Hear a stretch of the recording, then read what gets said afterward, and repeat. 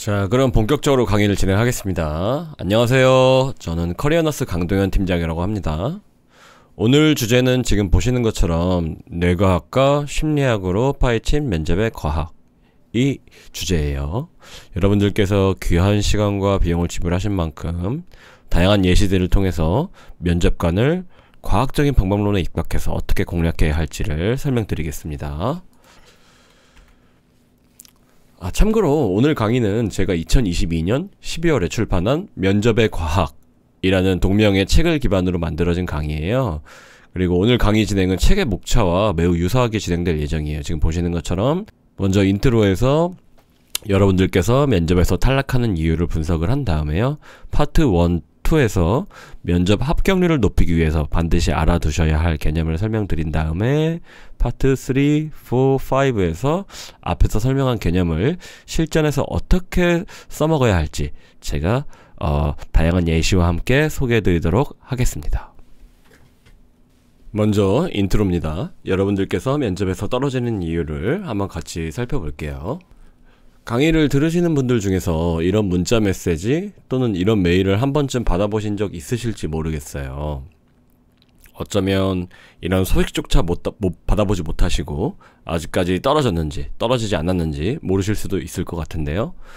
정말 많은 기업들이 면접 불합격 소식을 잘 알려주지 않잖아요.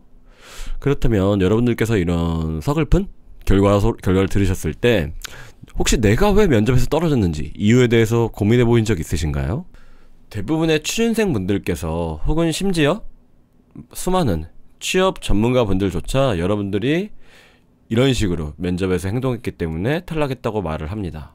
스펙이 부족했기 때문에, 직무 역량을 표현하지 못했기 때문에, 자신감이 부족했기 때문에, 혹은 지나쳤기 때문에, 면접관에게 솔직하지 않았기 때문에, 혹은 너무 솔직했기 때문에 이렇게 중구난방으로 서로 자기만의 관점에 입각해서 당신이 이런 이유 때문에 떨어졌을 것이다 라고 분석을 많이 하세요. 여기에 분명히 진실도 많이 담겨 있을 거예요. 하지만 자신감이 부족했거나 혹은 지나쳤거나 이렇게 서로 상반되는 표현을 하는 분도 많이 계시는데 뭐 어쩌라는 말일까요? 어떤 것이 정말 진실일까요? 저는 이런 5가지 이유가 이거 말고도 더 여러 가지 이유들이 있겠죠. 여러분들이 탈락을 하신 다음에 생각하시는 이유가 있으실 거예요. 그것들이 저는 근접 원인이 되긴 하지만 근접 원인이 될 수 있지만 근본 원인이 되진 않는다고 생각을 해요. 그래서 저는 5가지 앞의 이야기들 다 여러분들이 면접에서 떨어지는 근본 이유가 아니기 때문에 틀렸습니다 라고 제가 설명을 하는 편이에요. 정말 여러분들께서 면접에서 떨어지는 이유는 면접관의 시스템 1을 타겟팅하지 않았기 때문이다 라고 제가 소개를 해드립니다. 자, 시스템 1. 시스템 1이라니 이건 무슨 말일까요? 시스템 1은 지금 보시는 그림과 같이 인간의 2가지 사고방식을 설명하는 이론, 즉 듀얼 프로세스 이론의 한 가지 구성 요소예요. 그러니까 쉽게 설명드리자면 인간의 사고방식은 2가지 다른 방식, 즉 시스템 1과 시스템 2 두 가지로 나눠져 있는데 시스템 1은 빠르고 무의식적이고 자동적인 사고방식을 말하고요. 시스템 2는 느리고 의식적이고 통제적인, 그리고 노력이 필요한 이런 사고방식을 말합니다. 이게 시스템 1과 시스템 2라는 용어가 낯설다면 이렇게 이해하셔도 돼요. 시스템 1은 감성적인 뇌를 말하고요. 시스템 2는 이성적인 뇌를 말한다고 생각하시면 될 것 같아요. 간단하죠? 감성과 이성에 대해서는 여러분들이 이미 잘 알고 계시는 개념이기 때문에 시스템 1을 감성의 뇌, 시스템 2를 이성의 뇌라고 이해해 주시면 돼요. 제가 이걸 설명드리면 어떤 분들은 팀장님 저는 MBTI가 T가 아니라 F라서 좀 감성적인 뇌 성향이 강할 것 같은데 이럴 때 저는 시스템 1 타입이라고 보면 될까요? 라고 질문 주시는 분도 계세요. 굉장히 좋은 질문인데 그거와는 좀 많이 다릅니다. 이건 인간이라면 T 성향이든 F 성향이든 상관없이 우리의 뇌는 시스템 1과 시스템 2로 구분되어 있다는 거예요. 참고로 뒤에서 설명드리겠지만 시스템 2 이게 빠르고 무의식적이라는 거는 T나 F나 뭐 이런 거랑 상관없이 그냥 인간이라면 인간이란 팔이 두 개고 눈이 두 개고 그쵸? 다리가 두 개잖아요. 그것과 마찬가지로 두 가지 사고방식이 있는데 기본적으로 우리가 시스템 1이라고 불리는 이유는 이게 다른 말로 디폴트 네트워크라고 하거든요.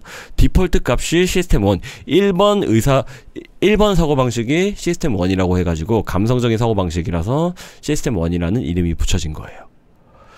지금 이제 오늘부터 여러분들이 이거 비즈니스뿐만 아니라 현대의 모든 학문들과 비즈니스의 패러다임이 이 듀얼 프로세스 이론에서 설명하는 시스템 1과 시스템 2에 의해서 재정립되고 있는 실정이기 때문에 이 개념을 알아두시면 면접에서뿐만 아니라 여러분들이 앞으로 진행하시는 인간의 사고방식을 이해하시고 행동방식을 이해하시는데 굉장히 큰 도움이 되실 거예요.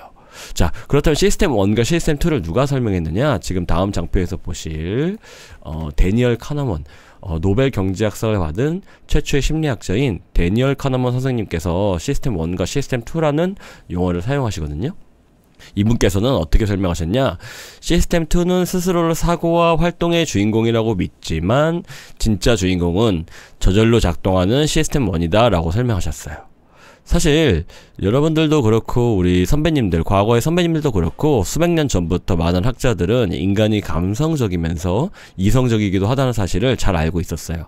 하지만 이게 어떤 원리로 돌아가는지, 이것에 대한 이름을 어떻게 붙이고 이걸 경제학적으로 어떻게 이걸 설명할 수 있는지, 이걸 대중화시킨 분이 노벨 경제학상을 받은 최초의 심리학자인 데니얼 카너먼 선생님이라는 거예요. 지금 이분께서는 시스템 2, 시스템 1이라는 용어를 사용했지만 제가 설명드렸다시피 용어가 중요한 게 아니라 개념이 중요한 거니까요. 시스템 2는 이성적인 뇌, 시스템 1은 감성적인 뇌라고 이해하시면 돼요. 하지만 그럼에도 불구하고 이게 이해하기가 쉽지 않아가지고 좀 더 직관적으로 비유적인 표현을 사용하신 분이 계세요. 그게 이제 뉴욕대학교에서 예일대학교를 졸업하고 뉴욕대학교에서 사회심리학을 가르치는 조너선 하이트라는 사회심리학자인데요. 이분께서는 이렇게 표현하셨습니다. 인간의 마음은 코끼리를 탄 기수처럼 마음이 나뉜다. 기수의 일은 코끼리를 섬기는 것이다.